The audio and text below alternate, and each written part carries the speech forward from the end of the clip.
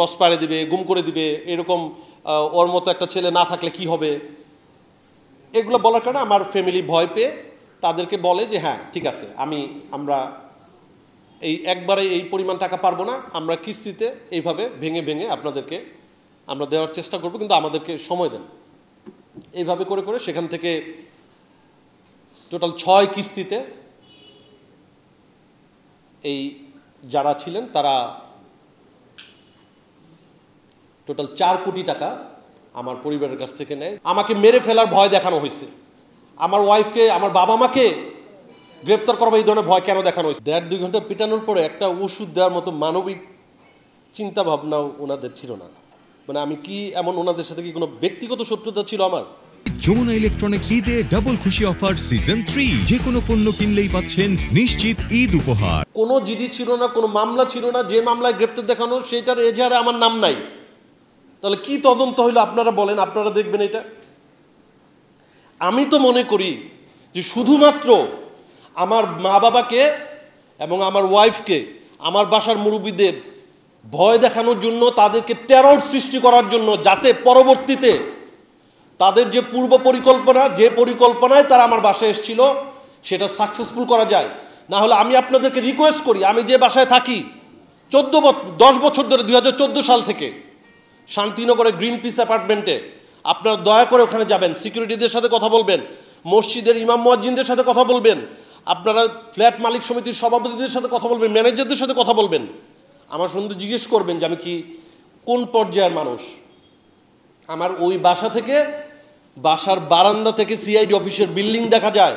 আমার বাসার নিচে নামলে 2 মিনিট লাগে যাওয়ার জন্য সিআইডি অফিসে। তাহলে আমাকে জিজ্ঞাসাবাদের জন্য একদিনও কেন ডাকা হয় না যদি আমি এত বড় ক্রিমিনাল হয়ে থাকি? আমি যদি হোতা হয়ে থাকি, একদিনও কেন আমাকে চিঠি দেওয়া হয় নাই?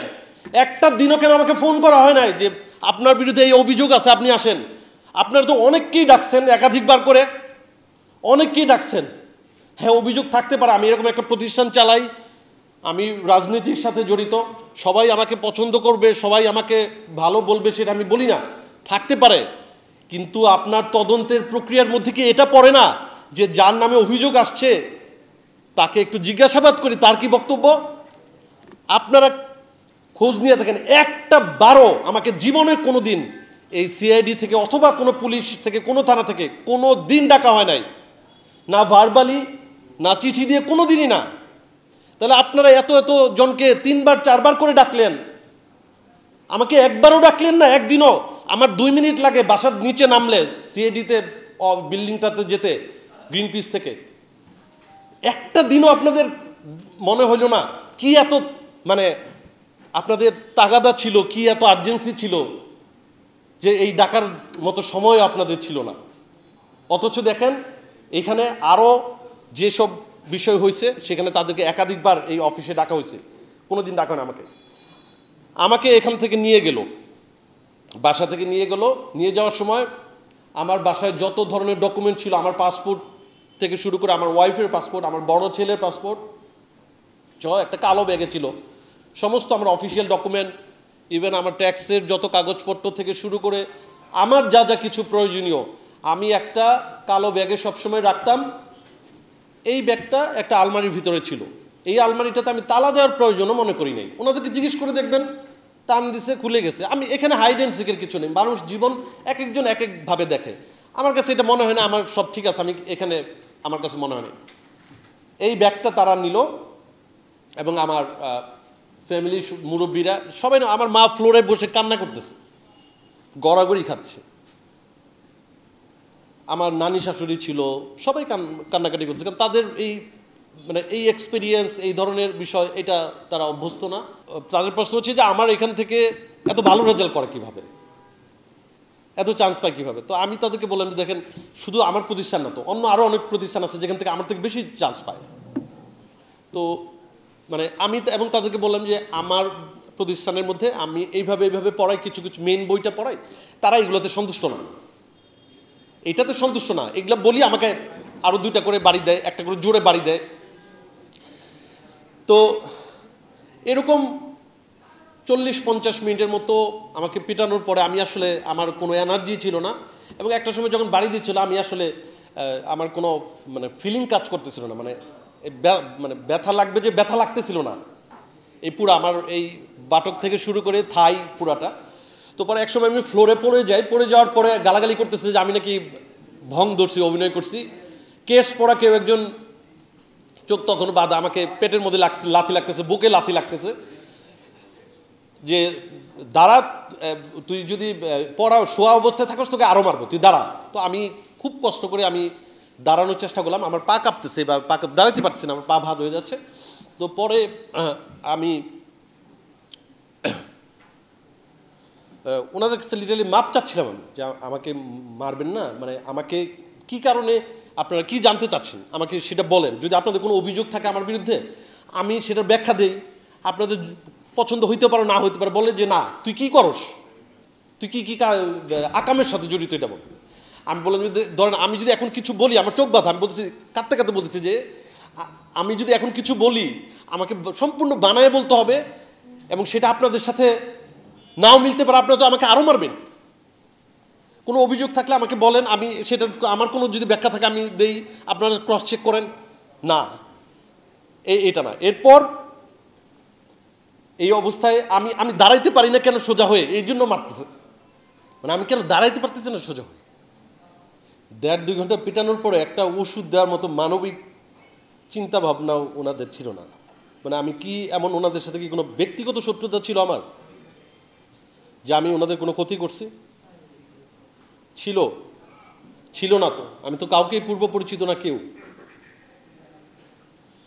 তারপরের দিন আমাকে সকালবেলায় খুব সম্ভবত 11টা 11:30টার দিকে আমাকে আবার সেম উপরের ওই রুমে নিয়ে আসা হলো। নিয়ে এসে আমাকে কি জবানবন্দি নোট করবে বা কিছু একটা, পরে হঠাৎ করে আবার আসলো, এসে বলল যে না কোর্টে দিয়ে দিবে। আমি কিন্তু এর মধ্যে আমার ফ্যামিলি আমার সম্বন্ধে জানে কি না জানে, আমি এই ব্যাপারে আমার কোনো জানার সুযোগ ছিল না। তারপর আমাকে প্রায় 1টা-1:15টার দিকে সিএনজিতে করে সিআইডি অফিস থেকে কোর্টে নিয়ে গেলেন 2 জন সাব ইন্সপেক্টর। ওনাদের নাম পরিচয় সম্বন্ধে আমার এই মুহূর্তে খেয়াল হচ্ছে না। ওরা নিয়ে গেলেন।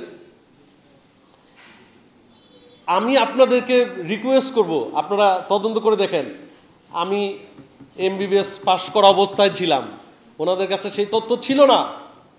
আমার ওয়াইফ প্রথমবার, আমার ওয়াইফ ভিকারুন হোসেন কলেজের স্টুডেন্ট, আমি বলে দিচ্ছি আপনাদেরকে 2006 সালের ব্যাচ, প্রথমবার মেডিকেল ভর্তি পরীক্ষা দিয়ে চান্স পায় নাই, দ্বিতীয়বার মেডিকেল ভর্তি পরীক্ষা দিয়ে চান্স পায় নাই, ঢাকা ডেন্টালে চান্স পেয়েছিল। এরপর আমার শ্বশুর তাকে বারডেমে ভর্তি করায় ইব্রাহিম মেডিকেল কলেজ। আমার ওয়াইফ ইব্রাহিম মেডিকেল কলেজে পড়ে, এই তথ্যই ওনাদের কাছে নাই। ওনারা তদন্ত করে তারপর আমাকে অ্যারেস্ট করছে। আমার ওয়াইফ ইব্রাহিম মেডিকেল কলেজ থেকে এমবিবিএস কমপ্লিট করা, 2বার চান্স পায় নাই। আমি আপনাদেরকে রিকোয়েস্ট করবো, আমাকে সব জায়গায় প্রেস রিলিজ দিয়ে সব ন্যাশনাল মিডিয়াতে হোতা বানায় দেওয়া হয়েছে। মামলার এজাহারে যার নাম নাই সে হোতা হয় কিভাবে, যার সম্বন্ধে কোনো তদন্ত করেন নাই সে হোতা হয় কিভাবে। আমার একমাত্র বোন প্রথমবার মেডিকেলে পরীক্ষা দিয়ে সরকারি মেডিকেলে চান্স পায় নাই। আমি তো আপনাদের সামনে কথা বলতেছি, লাইভ যাচ্ছে, আপনারা রেকর্ড করতেছেন, ক্রস চেক করেন। দ্বিতীয়বার মেডিকেলে চান্স পায় নাই, ঢাকা বিশ্ববিদ্যালয়ে চান্স পেয়ে সে জিওলজিতে চান্স পেয়ে পড়ালেখা করছে। আমি এত বড় হোতা, আমি এত বড় মানে অপরাধী যে আমার নিজের ছোট বোনকে চান্স পাইতে পারলাম না, আমি আমার নিজের ওয়াইফকে চান্স পাইতে পারলাম না, আমি এত বড় প্রতিষ্ঠান চালাই, আমি এত বড় অপরাধী। এইগুলা কি তদন্তের নমুনা? এটা কি আসলেই তদন্ত ছিল, নাকি শুধুমাত্র ওই সময় আমার রাজনৈতিক সংশ্লিষ্টতার জন্য? আপনাদের কথাতে আমি বলি, আমি স্যার সলিমুল্লাহ মেডিকেল কলেজের ছাত্রদলের সভাপতি ছিলাম, সভাপতি হয়েছি 2009 সালের ইলেকশনের 12 দিন আগে। তারপর আমি ছাত্রদল কেন্দ্রীয় সংসদের স্বাস্থ্য বিষয়ক সম্পাদক ছিলাম, তার পরবর্তী কমিটিতে ছাত্রদল কেন্দ্রীয় কমিটির যুগ্ম সাধারণ সম্পাদক ছিলাম, এবং এই পুরোটা সময়ই আমি রাজনৈতিকভাবে অ্যাক্টিভ ছিলাম। আমি কি এই প্রশ্ন করতে পারি না যে শুধুমাত্র আমার রাজনৈতিক পরিচয়, এটাকে থামানোর জন্য, এটাকে কেন্দ্র করে যে মিডিয়ার মধ্যে যে নিউজগুলো ওনারা এই পুলিশ অফিসাররা দিলেন আমার প্রতিষ্ঠানটাকে ধ্বংস করার জন্য, যে এই প্রতিষ্ঠান যেন ডিস্ট্রয় হয়ে যায়, তাহলে আমার এই সংবাদ প্রকাশের পরে কারা বিভিন্ন নাম্বার থেকে এই নিউজ লিঙ্ক সহ যে সরকারের ঘোষণায় মেডিকো বন্ধ হয়ে যাবে, এই মেসেজ বিভিন্ন অভিভাবক এবং স্টুডেন্টদেরকে কে পাঠাইছে যদি এটা পরিকল্পনা অংশ না হয়ে থাকে? মামলার প্রস্তুতি নিয়েছি, কার্যক্রম চলছে। মাননীয় আদালত নিশ্চয়ই এই ব্যাপারে সিদ্ধান্ত দিবেন। আমি নির্যাতনের এই প্রমাণ হিসেবে আপনারা দেখবেন আমি সম্পূর্ণ সময় 43 দিন কারা হাসপাতালে ভর্তি ছিলাম। আমি রিমান্ডের আমাকে আবার যখন রিমান্ডে আনা হয়েছে, রিমান্ডের 3য় দিন আমি রাজারবাগ হাসপাতালে আমাকে ভর্তি করতে বাধ্য হয়েছে ওনারা। আমার অবস্থা এমন ছিল, আপনারা দেখবেন এই ডাটা আছে। এবং এই যে নির্যাতন, এই নির্যাতনের সমস্ত গল্প বলে আমার ওয়াইফকে এই মালিবাগের অফিসের উল্টা পাশে স্কাই সিটি হোটেলের রিসিপশনে ডাকা হয়েছে। আমার ওয়াইফ এবং আমার এক রিলেটিভকে ডাকা হয়েছে, ডেকে তাকে সমস্ত কিছু বলা হয়েছে যে এরকম আমরা তাকে কিন্তু টর্চার করেছি, তাকে কিন্তু আরও বিভিন্ন রকম মামলা দেওয়া হবে, উপরে নির্দেশ আছে 5 কোটি টাকা দিতে হবে। বাইরে যায়, ফোনে কথা বলে, আবার আসে আমার ওয়াইফকে বলে। তো ওই অবস্থায় আমার ওয়াইফ এবং আমার যিনি রিলেটিভ ছিলেন উনি ওরা বলে আসলো যে আমাদের পরিবারের লোকজনের সাথে আমরা আলাপ করে আপনাদেরকে জানাই। পরবর্তীতে যখন আমার সাথে সাক্ষাৎ করতে যায়,